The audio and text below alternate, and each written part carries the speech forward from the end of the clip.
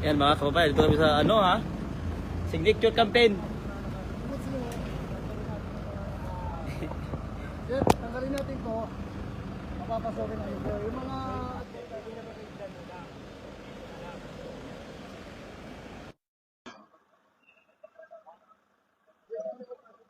Hindi nga po.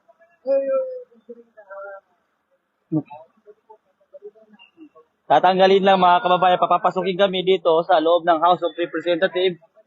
Pag tinanggal ang tarpaulin ng Tay, kami naman, ayan. Hindi ganito, sir. Ito, dito muna tayo. Hindi kaya nga po, pero sir kasi, ang purpose po namin magpapirma. O, yun nga po. Kaya lang yung sasakyan nyo po. Yung mga... Hindi naman po, Ayan yung gate ng House of Representatives, mga kababayan. Lawak pala ng bahay nila, oh. Oh?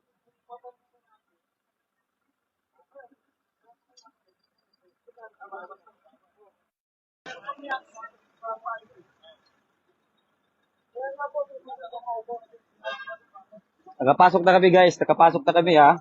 Dito kayo magpapasignature campaign. Signature campaign lang naman, tatakot yung mga congressman ha. Hindi nyo kasi tinanggap yung isinampang impeachment nila Congressman Mike Defensor, ni Governor Chavit Singson, nila Atty. Topacio mga kababayan, na malino naman kung ano ang pakay nung unang tinanggap nila na impeachment mga kababayan. No?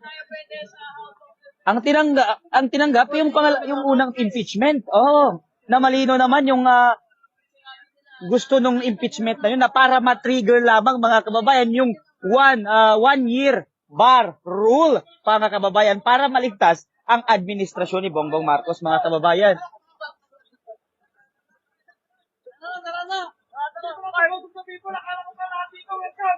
Yan.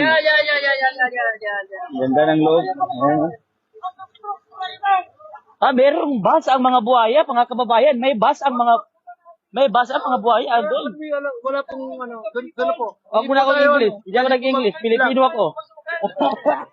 Hindi ako nakakaintindi ng Pilipino. Sa loob ng house. Wala po na.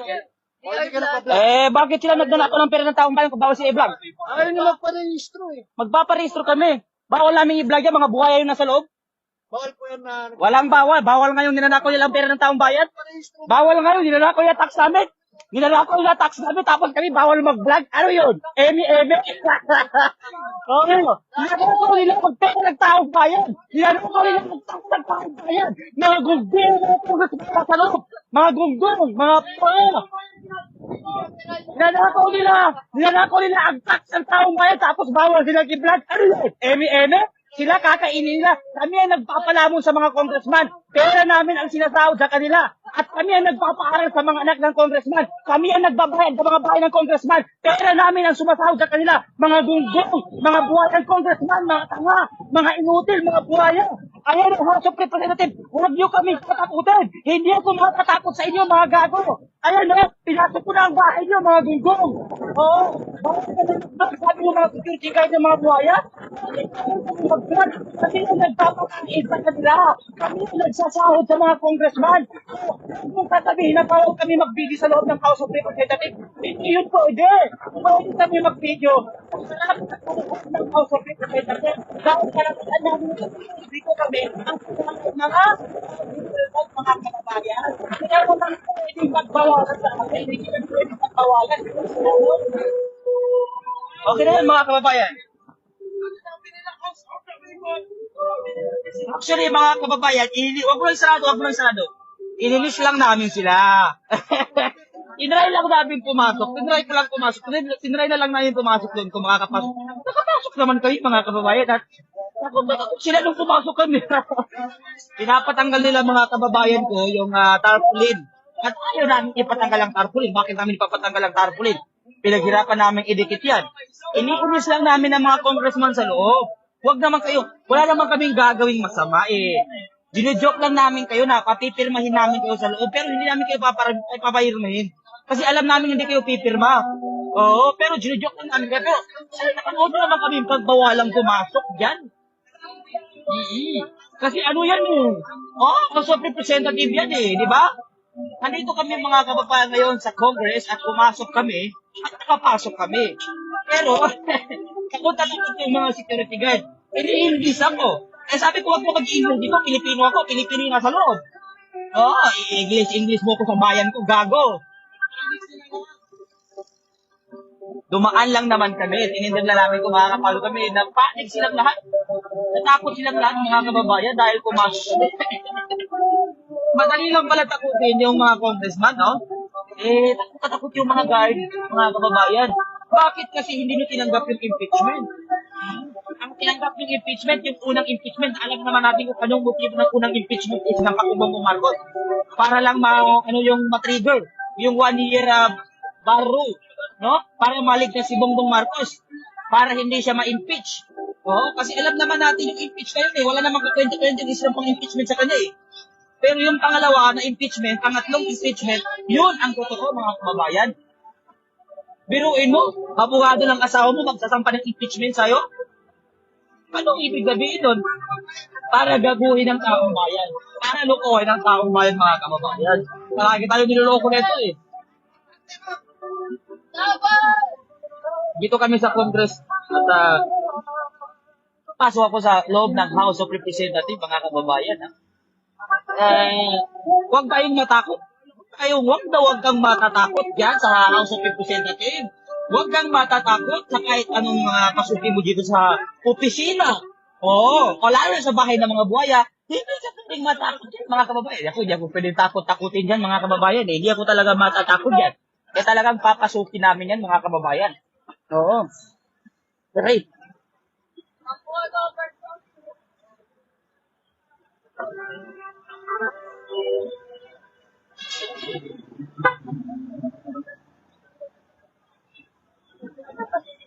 Napasok kami. Ayan lang yung House of Representatives. Diyan sa kabila. Good morning, good morning.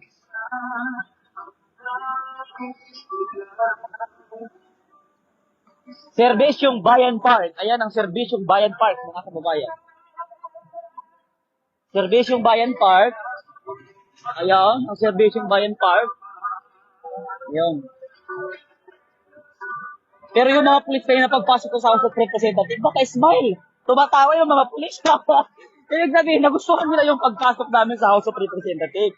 Kaya nagustuhan nila yung sinabi ko na palamunin namin ang mga congressman at politiko na yan. Pera ng taong bayan ang kanilang pinakain, mga kababayan. Ano na?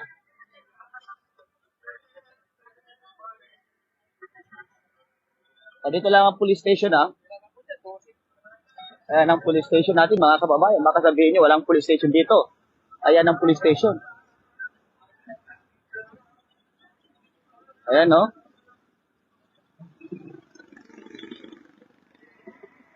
Doon kami unang pumasok, kaso hindi kami pinapasok. Lumipat kami sa kabila, ay pinapasok naman kami. Oo. Ayan, no?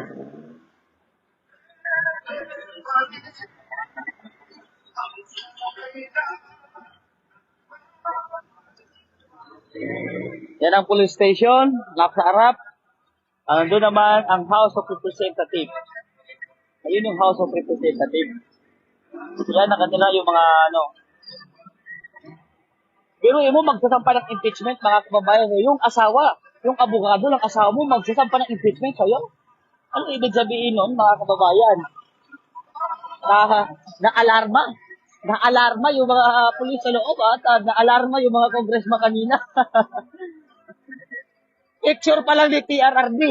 Ang dala-dala namin nung pumasok kami sa House of Representatives, nataranta na ang mga congressman at kongresista. Picture pa lang ni PRRD yun. Paano pa kaya kung si PRRD na mismo? Karton pa nga lang dala namin eh. Tarpaulin pa nga lang ni PRRD. Takot na sila.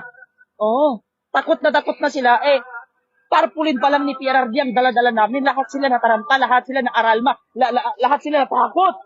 Paano pa kaya kung si PRRD mismo ang dalhin namin sa House of Representatives? Paano pa kaya sila hindi magwawala, mga kababayan? Picture pa lang ni PRRD ang dala-dala namin. Lahat sila nataranta na. Lahat sila hindi nila alam ang gagawin. Yung isang security guard, nanginginig na sa takot. Halos mangyak-yak na napapalabas ang, Sir, bawal mag-vlog dito. Sir, bawal mag-video dito. Bakit bawal kami mag-video at bawal kami mag-picture dyan? Oh, ano ba yan? Ha? Bakit bawal kayo mag-picture dyan sa loob ng House of Representatives? Oo. Ito ay hindi pang-iinsulto sa mga congressman. Ito ay hindi pambabasto sa mga politiko. Kung hindi pagsasabi ng katotohanan. Oo, na dapat baguhin nila yung bulok ng sistema ng ating bansa, mga kababayan. Oo. Di ba? Dito kami ngayon sa sa Servicium Bayan Park sa District 2 Action Center. Dito sa tapat ng House of Representatives. Dito kami ngayon.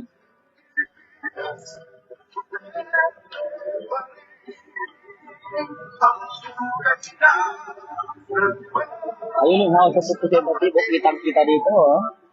So, hanggang dito na lang ha. Maraming salamat sa mga nanonood. Hanggang dito na lamang, 337 viewers. Hanggang dito na lamang tayo dahil papasok pa ako mamaya ulit dun sa loob ng House of Representatives.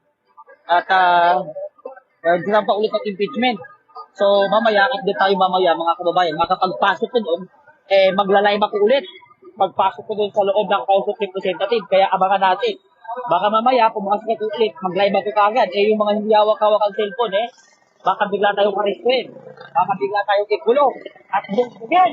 Pero hindi nila yung magagawa. Sapagkat hindi tayo natatakot sa kahit na sinong politiko.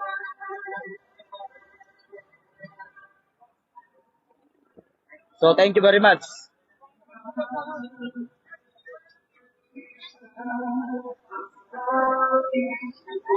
Dito tayo magpapasignature campaign ngayon ha. Ayan o. Tinatinan nila namin.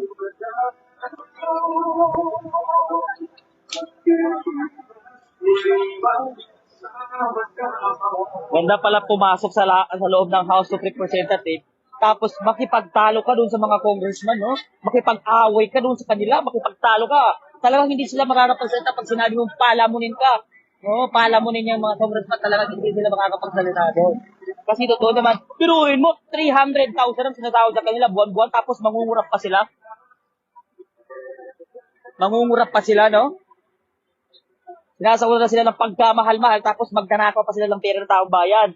Sinasawala na sila daan-daan libo, tapos mangungurap pa sila. O, di bobo ka nun, tanga ka nun, di ba? Yan ang napapala ng tao pag anti-Duterte. Anti-Duterte, anong napala nyo? Pati presidente niyo, bangag. O, anong napala nyo? Anti-Duterte ninyo? Lahat ng droga, bumalik. Anong napala nyo? Kaka-anti-Duterte ninyo? Lahat ng rapist, bumalik. Anong napala nyo? Kaka-anti-Duterte ninyo? Di lahat ng sila tinirrip ngayon, 8 years old, dinirrip, 8 years old, dinatagtag. Di anti-Duterte ka nun, bobo ka nun, labas mo nun. Tapos sisisigaw mo, ay, human right violation, maraming nilabag na human right violation si PRRD, gago. Oo, bakit protektado ka ng mga adik? Tapos yung mga batang ni-rape, hindi mo matawag-tawag yung human right violation. Yung mga estudyanteng sinaksak, yung mga estudyanteng tinagdad, bakit hindi mo matawag-tawag ng human right violation yun? Tapos pagdating sa pinapatay ni PRRD ng mga adik, ay human right violation, bugok. Oh. Bugok ka nun, mga kababayan. So, hanggang dito na lamang. Thank you very much. At magandang umaga sa ating lahat ng mga Pilipino. Nandito tayo ngayon sa harap ng House of Representatives. Dito tayo magpapasignature campaign. At kanina, pagpasok namin sa House of Representatives, sinubukan lang namin, ininis lang namin sila. Nainis naman sila. Nataranta naman sila. Kaya okay na yun mga kababayan. So, ngayon, nandito tayo sa harap ng Servicium Bayan Park, sa harap ng House of Representatives mismo. Dito sa District 2 Center Action mismo. So, sa lahat ng malapit dito, pwede kayo magsipunta dito mga kababayan, and thank you very much.